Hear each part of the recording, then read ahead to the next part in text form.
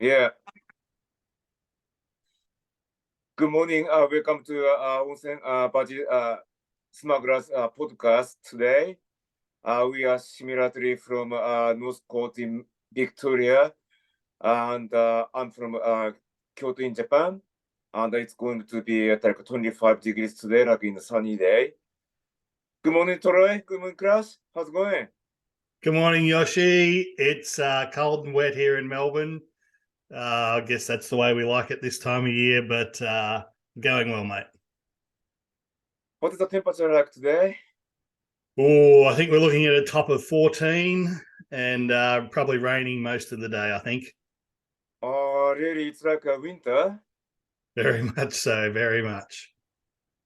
It's going to summer here, like, it's going to be 25 degrees in the afternoon.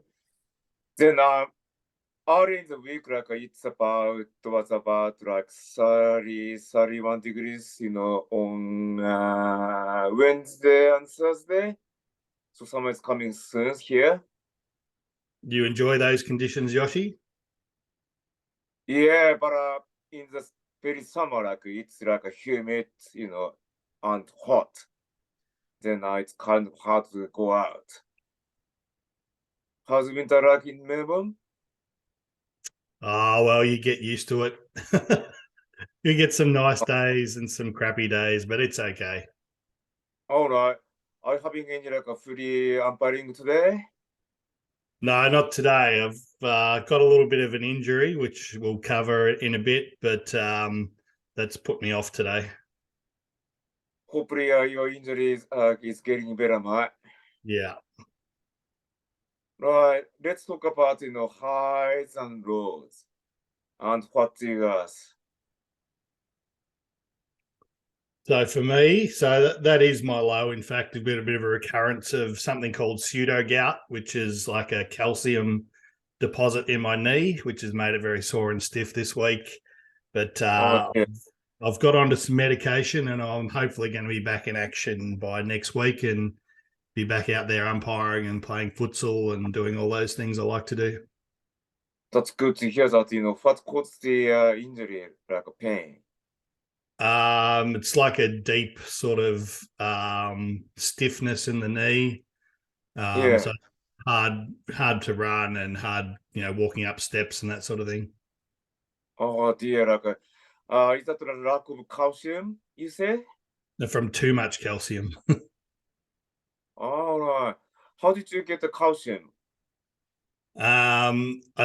Something the way that my body processes it, obviously, and then crystallizes it in my joints. But it is actually quite easy to get rid of once I start the medication, so it should be okay. Hopefully, it's getting better, mate. Medication works. Thanks, mate. My high was last night. Watched my son Jason in his Year 12 school drama play in South Yarra. He acted very well. I was convinced. So that was my high for the week and a proud dad moment. Those are good to hear that. Like, what sort of play was it? What was the play? Yeah. It was called Where is Frank Sparrow? It was a very sort of, I don't know, avant-garde, out there kind of play, but quite enjoyable. And I'm sure a lot of the concepts went right over my head because my understanding of theatre is not so good. Oh dear. But I bet you enjoyed watching it. Very much so. That's good. How about you, Then, mate? all right. Then, my highs and lows like relevant and actually start from a low. Unfortunately, I injured my hamstring during a free training last weekend. Like, it was a rainy, like a wet condition. Then I tried to kick higher and longer. Then unfortunately, bam! Suddenly like a pain, was running on my hamstring, in a line kicking like maybe like 50, 60 meters, between like we have to run, lead and kick. Then unfortunately I'm done. Mate, that's what happens when an elite sportsman like yourself pushes yourself to the limits, I think. Sorry, say it again? So that's what happens when an elite sportsman like yourself pushes himself to the limits. Right. Understand. I try to use the best, but unfortunately, I push the limit to quite much, I reckon. Fair enough. Then my high is like, actually, my hamstring injury is better than I had thought, and it's getting better. Like, I hope I can run and I can kick free, well today as a training. Even like, I was riding a bike, for like 20 Ks a day, then there was no issue. So should be all right by today. I hope so, mate. Hope that it's It's nice my, and strong. yeah, it's a nice sunny day, so it's better to kick free. I reckon, like, no need to kick wet balls. Absolutely. Much better in the dry, no doubt. Yeah, absolutely. Have you ever kicked like wet free before, Crash? Yeah, I've played plenty of footy in the wet. And I enjoyed playing footy in the wet because it brought everyone back to my pace, which is pretty slow. That's a good point. Like, we have played, wet condition before, and like after the heavy rain, and it was a kind of tough, but I kicked the goal at the time. Luckily. Yeah, it can be pretty enjoyable playing in the wet. There's no doubt. Probably the wettest footy I played was when I played a season in Queensland at Burleigh Heads, and you wouldn't expect in Queensland perhaps that you're playing much wet weather footy, but when it rains up there, it comes down hard. That's for sure. All right, I understand. Right, let's talk about today's, exchanging the news stories. What do you have today, Crash? So my news story is Archer out of the ashes. Right, I'm sure it's talking about cricket, Ash series, right? That's correct. So Jofra Archer is an English cricketer, although probably more truthfully West Indian, but England got him to play for them. And he's troubled Australia in the past because he's quite quick, very fast bowler, aggressive, likes to bowl short at the Australian batsmen, and has definitely unsettled the Australians in the past in the Ashes series. So it's Hmm? good news for Australia that Archer is out of the Ashes. Oh, But he's I'll have to say I wish him good luck, and hopefully he recovers from his shoulder injuries just after the Ashes. all right, yeah. Like, he's got a shoulder injury, you said? Yeah, bad shoulders, which is pretty common for fast bowlers. It's a lot of stress on their shoulders. Yeah, I understand, like, using like a shoulder That's quick, the one. get injured, like from like using too much muscle. Yeah, I reckon you'd be pretty quick bowler yourself, Yoshi, if you played cricket.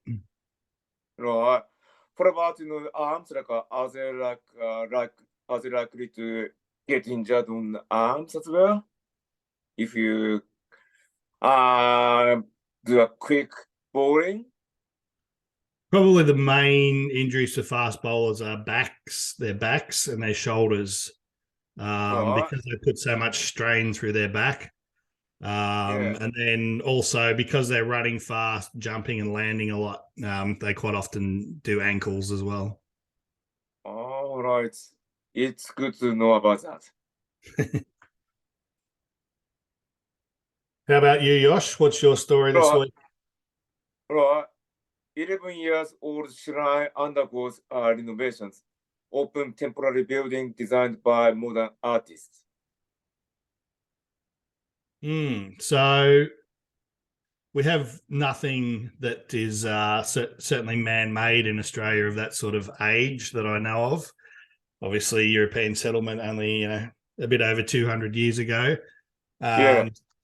We do probably have some indigenous areas that would be considered shrines, and if they were that old, I think there would be a big uproar in Australia if someone was renovating it for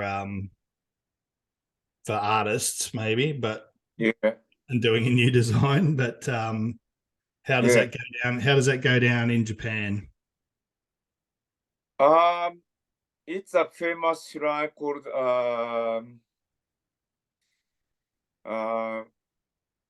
in Kyushu. Then it's like 11, sorry, 1100, 1100 years old.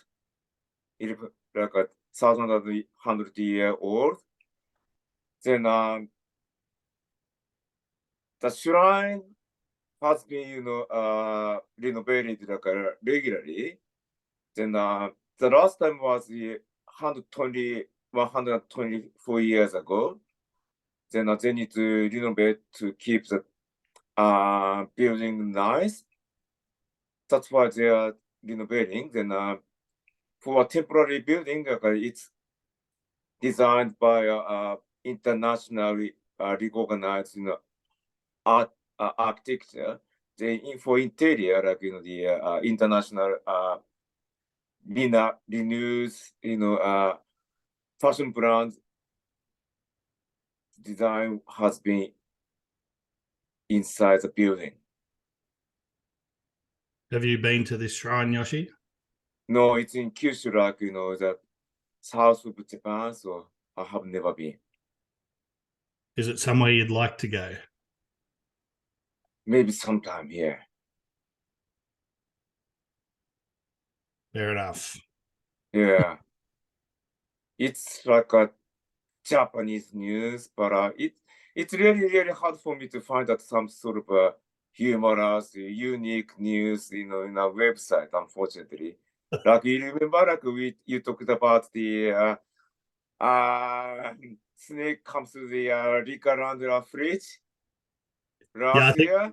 I think I can find a story about a snake every week in Australia. Yeah. It's sort of a funny news. I can't find it in Japanese news website, unfortunately. I That's wish okay, I could mate. have I'm happy to learn about shrines. just my. How about we talk about some footy instead?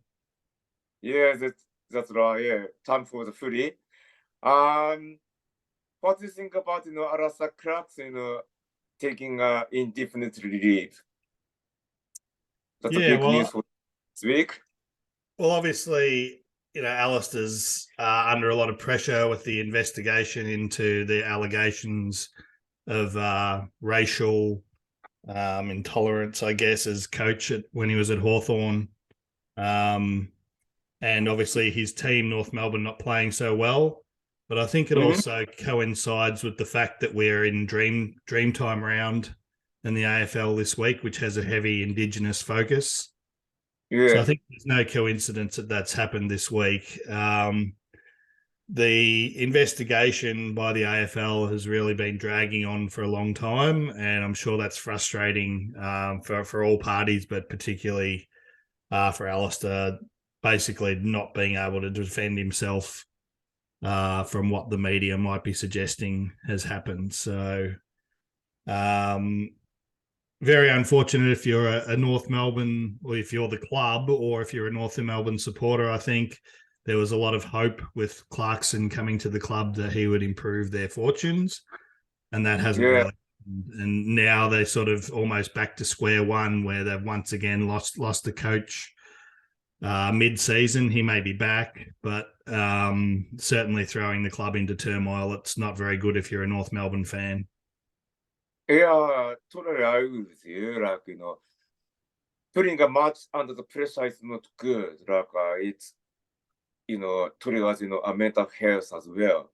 You know, I can't believe investigation goes unfairly for all parties. Like, even like it's unbelievable. Like, he couldn't tell his side of the story.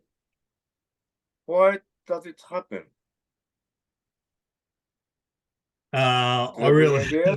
I really have no idea why it's taken so long. I think there have been difficulties in communicating with some of the parties who perhaps think that they're not going to get a fair hearing, so they've been reluctant to be involved. So I think that's mostly what's dragged this out, and the AFL, have been doing their best to try and have everyone included and have their say. So I guess that's probably what's taking most of the time. All right. But it takes too long, like 8 months, and he hasn't been interviewed yet. That's much frustrating, I'm sure. Yeah, definitely. Right. Let's move on to the free chipping. So current ladder, like, according to the top, Portal Red won against Demons last night, and they are on the top, second top. Then Melbourne Demons, then Brisbane Lions are top 4. St Kilda slipped down from third to fifth, unfortunately, last week. They have a win this Then your week, Hawks, weekend though. They can be back up into the 4. just my. Then let's do the free chipping. This afternoon, Kangaroos versus Sydney Swans. Yeah, I think that Sydney should win this, but there's always a chance when there's a coaching turmoil and a coach steps down that the team will win under the new coach. So actually, don't be surprised if North Melbourne cause an upset here. Right. But I still chip Sydney Swans. Yeah, me too. Then Western Bulldogs versus Adelaide in Barato. Adelaide in good form, beat your Saints last week, but think the Bulldogs are in better form. So I'll go with the Bulldogs. Me too. Like I listened to the Freeology podcast, and co-hosted, like, they are good form in Barato, like in a wet conditions, and that's why I follow their chipping as well. Yep. The next one, Fremantle versus Geelong. I really think this could be another upset game as well. Geelong have got a few injuries in their midfield. Travelling over to Perth certainly makes them susceptible, but Freo really haven't been firing this year. So maybe this is the week where they turn it around. But I'm got to go with Geelong on form. I chip Geelong as well. Then Q Crash, Brisbane Lions versus Gold Coast Suns. Yeah, I'm liking Gold Coast at the moment. They've been playing well, but Brisbane again, much better. Let's go with Brisbane. I'm with you, my Lions. Then Dream Time, Essendon versus Richmond tonight at MCG. I'm going to go with the Bombers. Right, I'm chipping the Bombers as well. Then tomorrow, Sunday, Hawthorn versus West Coast in Tasmania. Yeah, Hawthorn don't lose very often in Tasmania. We've got the two bottom sides here, though. A lot of people thinking that both teams don't really want to win this game, so they can be looking at the number 1 draft later in the year. But I think Hawthorn will win this one. I'm chipping Hawthorn as well. Then the big arch rivalry is Carlton versus Collingwood at MCG. Yeah, it's going to be a big day at the MCG tomorrow for this game. I'm going to go with the Pies. I'm thinking about hot pies as well. GWS versus St Kilda as the last game on the round. Well, Saints, they didn't look too good last week against Adelaide, and they only struggled to get past North Melbourne the week before, I thought. So they had a little bit of a downer there, but I think they'll come back here and beat the Giants. I'm tipping the Saints, Mighty Saints as well. Of course you are. Just my The next round, Friday night, Sydney versus Carlton. I'm going to go with Carlton to win up in Sydney. What's that? I think Carlton's form is better than Sydney's, but we'll see. A Friday night in Sydney, maybe that suits Sydney better. All right, I'm tipping the Swans. Then Crash against us on Saturday, St. Kilda versus Hawthorn at the Marvel Stadium. Well, I hope you're still talking to me after next week, and you probably will be because St. Kilda will smash the Hawks. St. Kilda for me. Then Melbourne versus Fremantle. The D's. These two. Geelong versus GWS. Cardinia Park, the Cats. Me too, Cats. Gold Coast Suns versus Western Bulldogs. I'm going to call an upset here and go for the Gold Coast. I'm tipping the Bulldogs. West Coast versus Essendon. The Bombers to beat the Coasters in the West. Me too, Essendon beats West Coast. Then on Sunday, 28th of May, Richmond versus Port Adelaide. Oh, this is a tough one, but Port Adelaide are on such a roll at the moment. I think they can win over here against Richmond. Yeah. I'm tipping the Port Adelaide. Collingwood versus North Melbourne. Magpies to get that one done easily next Sunday. Collingwood wins comfortably. Adelaide versus Brisbane Lions. The last one. Yeah, I think this is going to be a pretty good game. Adelaide playing well in Adelaide at the moment. Still think Brisbane probably win that one, though. I'm tipping the Crows. They are good in form. That's a pretty good weekend of footy next week. I like those games. Yeah, me too. Then let's back to the previous rounds, like about Hawks and Saints. What do you think about Hawks in the last 2 weeks? So we played against Fremantle in Perth and we got really, really beaten hard. And didn't play well at all. Didn't travel. Pretty disappointing. And then followed on from that in the first half last week at the MCG. I actually went to the game. I was sitting on the wing down on the fence, got a good close-up view of the game, and just Hawthorn just could not match Melbourne in the first half. Then the third quarter they came out and played really well, and were okay in the last quarter, but easily beaten by Melbourne in the end. Yeah. Saints won against won over North Melbourne, but ugly. Like it's many people say like it's the worst game to watch. Like it's a low scoring game. Like missed opportunities, like handball errors, like kicking inaccuracy, like connection was bad, like midfield to forward, like forwards didn't win many contested marks. I didn't like the game. Winners win, but I didn't feel good because of how we played. For others, it's horrible. Like defense didn't work well. Then we couldn't kick much goals. Like one-sided game, like a 50 points loss. It's all bad. Yeah. Can't believe that.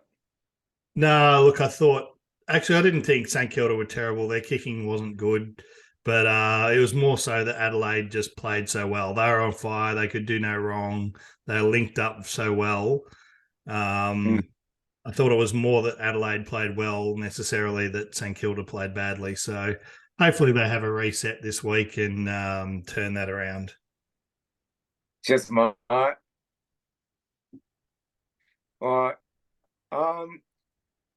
is there any other interesting news from the free or other news from you?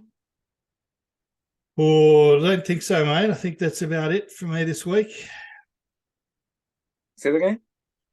I think that's it for me this week. I don't have any other news. All right.